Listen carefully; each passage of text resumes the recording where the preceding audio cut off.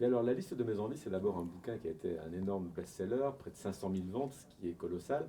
Est-ce que c'est une responsabilité comme ça d'incarner des personnages qui sont quand même très présents dans l'imaginaire des lecteurs? Pour moi, oui.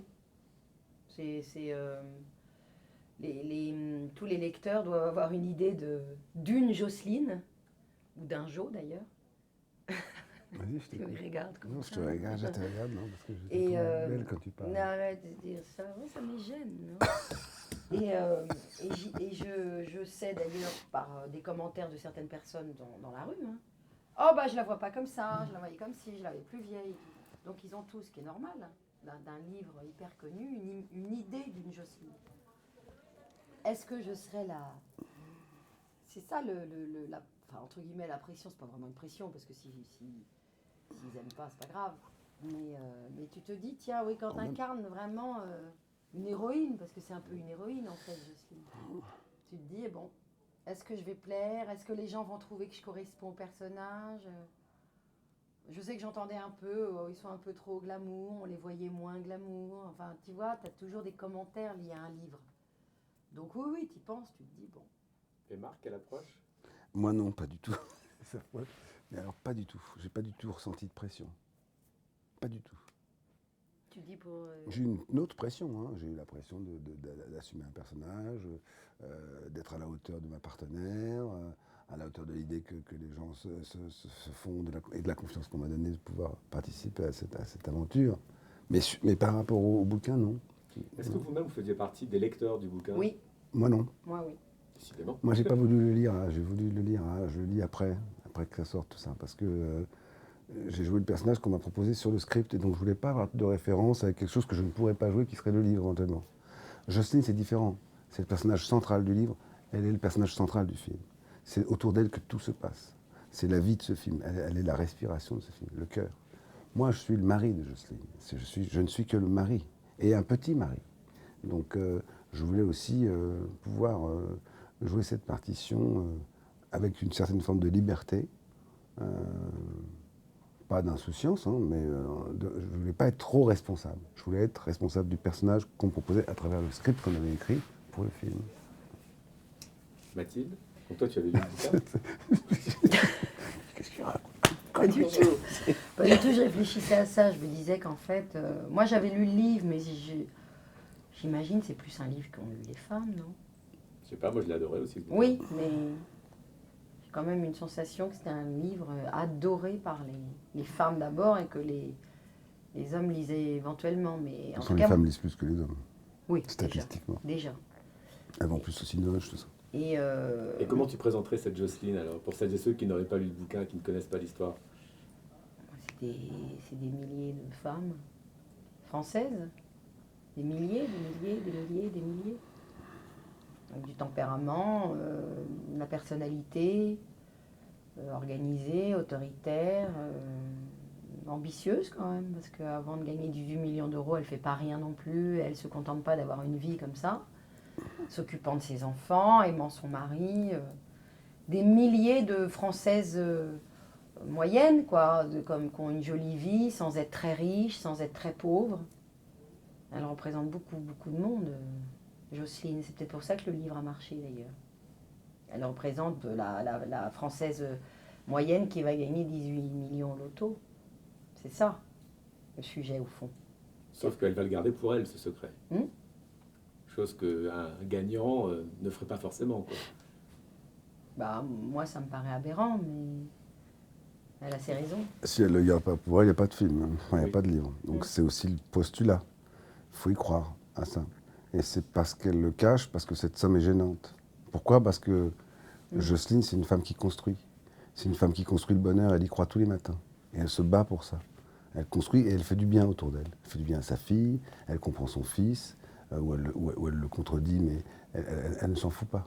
Lui s'en fout. Son fils, il ouvre une crêperie au bout du monde, il s'en fout. Lui, il est un peu en dessous. Il n'y arrive pas.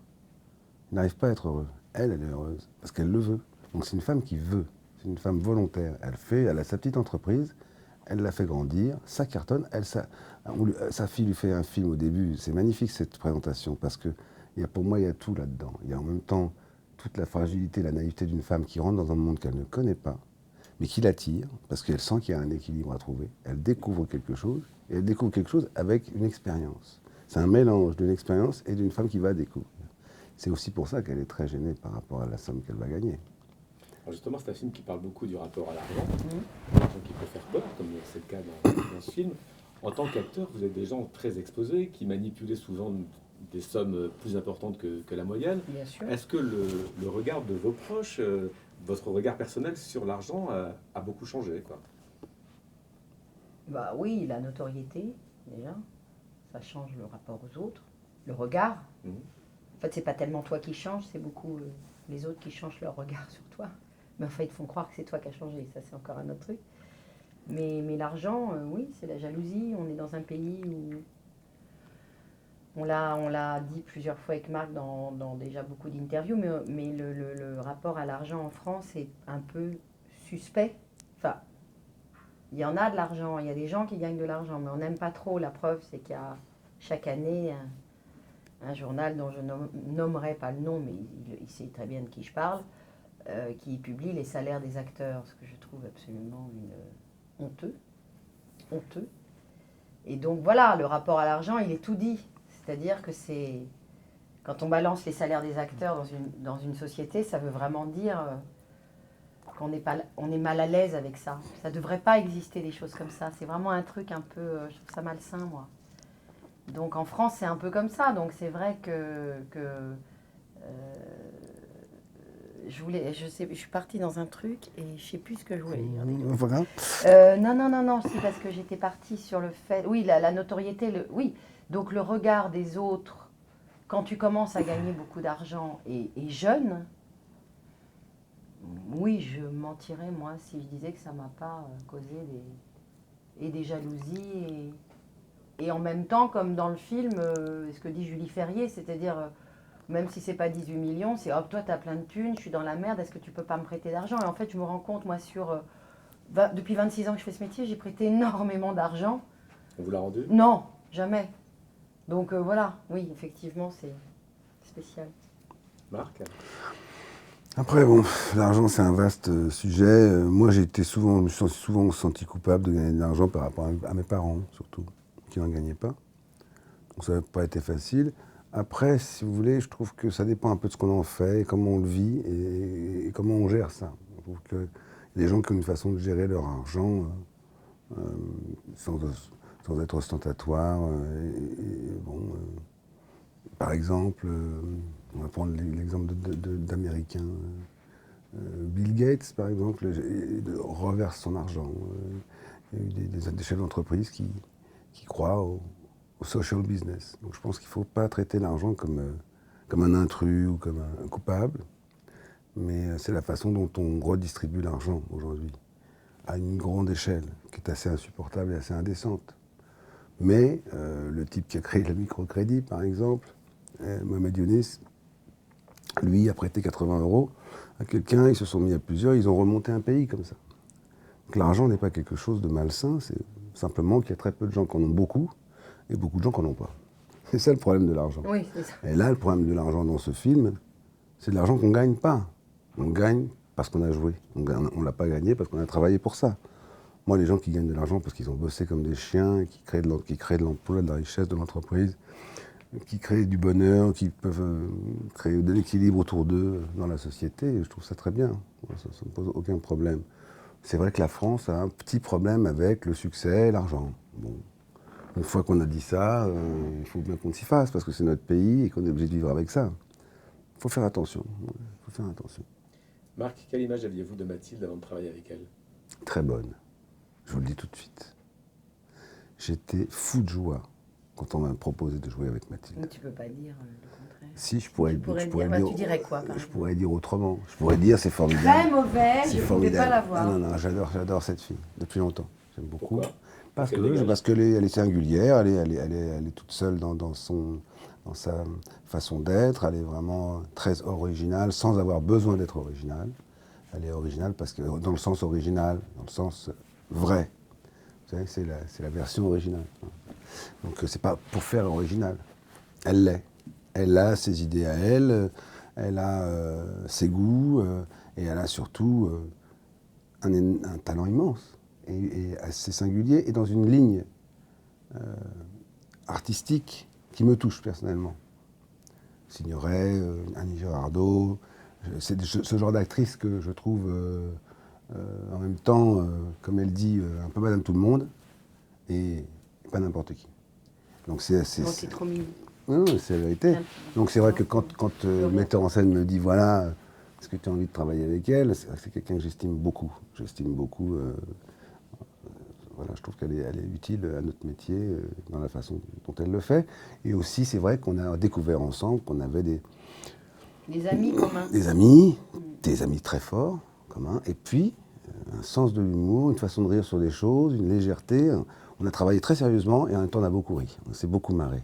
Ça, c'est une vraie découverte aussi, une vraie fraîcheur que de tous les jours, parler avec la maquilleuse, parler avec la coiffeuse, parler avec et se rendre compte que tout le monde est heureux. Et aussi parce que l'actrice principale d'un film diffuse quand même une certaine ambiance sur un plateau. J'ai vécu des tournages moins drôles, moins harmonieux. Et certains étaient très harmonieux. Celui de Chabrol, par exemple, grâce à Claude et aux acteurs qui étaient là, était très dans une harmonie, un bonheur de jouer. Il y a des films où on rase un peu plus les murs. Mathilde, vous étiez consciente que beaucoup de femmes auraient aimé être à votre place aussi? Moi, je suis toujours consciente. J'ai vu hier dans les salles. Non, nous, il y a une chose que je voudrais dire, parce que c'est assez marrant. Effectivement, on avait des amants en commis. Non, des amis communs, mais c'est pas ça. C'est qu'en fait, c'est vraiment anecdotique, ça m'amuse. Je vis dans une maison, aujourd'hui, dans Paris, que j'ai achetée à une femme qui s'appelle Anne-Marc Cassius, que Marc connaît, où elle y venait tout le temps dîner, et qui est entièrement décorée par sa femme Sarah. C'est quand même assez marrant, je trouve. Enfin, je raconte ça parce que je trouve que c'est assez... En fait, je vis dans les meubles. J'ai rien touché à la... Non, qui est immense, je sais pas, designer, ta femme, oui, décoratrice. Donc c'est fou, parce que c'est assez marrant comme lien, sans qu'on se voit vraiment. En fait, on se connaissait un peu. Et puis après, on a Johnny en commun, on a Catherine Lara, tout ça. Gwendoline Amon, on avait plein d'amis en commun sans que nous, Marc et moi, on soit amis dans la vie, tous les deux à déjeuner, tu vois. Donc il y avait un lien quand même assez... C'est vrai que ce qu'on partage quand on joue, c'est un peu... C'est en même temps nos secrets, nos jardins, notre travail, ce qu'on sait faire, ce qu'on aime faire. Donc jouer avec la personne avec laquelle vous avez envie de jouer. Et en plus de découvrir qu'il y a une enfance là-dedans et qu'on joue comme des enfants à l'intérieur du film, entre les scènes, etc., qu'on a beaucoup pris de plaisir à être ensemble. À Paris ou à Arras, on s'est beaucoup amusé. C'est amusé dans le sens, chaque mot est amusant. C'est comme quand on découvre un nouveau chemin, on est enfant, on découvre quelque chose, on va construire quelque chose. Nouvelle cabane. On a découvert comme ça quelque chose ensemble. Et c'est très amusant. C'est rare de jouer à ce point, sur le plateau et en dehors. On a vraiment joué, on s'est amusé. Alors est-ce qu'on peut dire que La liste de mes envies est un feel-good movie? Toi, tu trouves pas? Moi, je trouve que c'est un film d'abord touchant. Je trouve que c'est un film vrai, c'est un film juste. C'est un film juste. Sincère. Je trouve que la constellation artistique du choix des acteurs. Moi, j'adore les scènes avec Patrick Chenet. Alors, on rit, par exemple, mais on pleure avec Patrick Chenet aussi. C'est un film ado, elle est drôle, mais elle vous touche aussi. Donc, si vous voulez, il n'y a pas de rire sans larmes. Il n'y a pas de liberté sans contrainte. Il y a toujours un pendant. C'est l'équilibre des deux musiques du film. Il y a une musique feel good, comme tu dis, un peu légère, et puis une lame de fond beaucoup plus sombre, une musique beaucoup plus noire. Ils ont beaucoup de défauts, ces personnages. Même elle a beaucoup de défauts. Oui, mais quelque part, ce film fait du bien quand même. Oui, il fait du bien parce qu'il est traité un peu dans la comédie. Il y a des choses qui sont drôles, et puis qu'en fin de compte, tu as raison sur une chose, c'est que la finalité... Tu peux sortir de ce film, après ça dépend du prisme que tu prends en regardant les choses, tu vois. Il y a des gens qui le trouveront très dur, d'autres très drôle. Mais ce qui est joli, c'est qu'en fin de compte, le message, c'est qu'on peut, entre guillemets, avoir une jolie vie sans forcément gagner 18 millions d'euros. Au fond, c'est ça qu'elle dit aussi. Il y a une forme d'humanité dans les défauts de ces personnages aussi, dans leurs qualités et dans leurs défauts. C'est un film comme nous. Moi, j'ai abordé ce film-là, je connaissais le milieu dans lequel on évoluait, c'est le milieu de mes parents, c'est un film comme nous. C'est un film Oui, des gens il de y a des peu. défauts, je sais pas comment dire. Il y a des défauts de. Pas forcément dans le film, mais. Je sais pas, Jocelyne, elle est égoïste aussi. Elle gagne 18 millions d'euros, elle râle. L'argent, c'est du poison, elle a qu'à le donner à une association. Tu vois, ils sont pas parfaits. Elle pense quand même à elle. Il revient sous la pluie. Moi, Mathilde, je suis pas d'accord avec ça. Je reste pas à la porte. Alors tu vas me dire, c'est pas moi, c'est le personnage, mais moi, je reste pas à la porte. C'est vachement beau ce qu'il me dit. Oui, Il mais s'excuse. C'est rare ce un que je homme te qui dis, reconnaît ce ou un que je te être dis, humain. c'est aussi beau que la laideur de la trahison que j'ai faite. Oui, Donc mais c'est ce rapport mais entre. elle reste à la porte, elle te claque la porte au Ah nez. ouais. Moi, C'est sûr. je dirais laisse-moi du temps, mais je sais pas, je pardonnerai. Mais d'ailleurs, la scène est magnifique. Oui, la scène est magnifique. Joli monologue. Ouais. Oui, Sans enfin, doute, la scène est plus c'est difficile pas quand tu y vraiment as joué. un monologue parce que quand je joue cette scène, je la joue pas tout seul. Je la joue avec 2 éléments très importants. C'est la femme que j'aime le plus au monde qui est en face de moi. Et la pluie du monde qui se déverse sur ma tronche et qui me dit tu vas peut-être pas y arriver et tu vas pas y arriver. Donc comme elle me regarde à chaque fois que je dis un mot, je sens bien que je la joue pas tout seul. C'est pas un vrai monologue. C'est pas moi tout seul face à une caméra ou face au Enfin, vide. c'était quand même une scène pour toi. Mais c'est moi avec Mathilde qui me regarde comme ça, et qui parfois me donne un peu d'espoir. Je crois que je vais pouvoir. Et puis finalement, je sens que ça. Donc elle a joué cette scène avec moi d'une façon assez remarquable. D'ailleurs, on voit que tous les contre-champs sont d'une vérité troublante. Mathilde, contente de retrouver je dirais un vrai premier rôle au cinéma. Ça faisait longtemps quand même. Depuis Danse avec lui, j'avais pas retrouvé porter un film à part dans Médecin-chef à la télé à la prison là sur le livre de ma tante. J'ai fait des films plutôt partagés, chorales. Voilà, là je retrouve un cinéma des rôles plus comme une hirondelle, plus comme avant, de intérieur. Voilà. Parce qu'on est très vite employé dans des pièges dans ce métier, sur l'efficacité, la comédie. Mathilde Seigné, du Seigné, on va faire du Seigné, voilà. Donc là, j'essaye de me remettre dans un cinéma plus fragile, on va dire. Tu vois. Merci. Merci.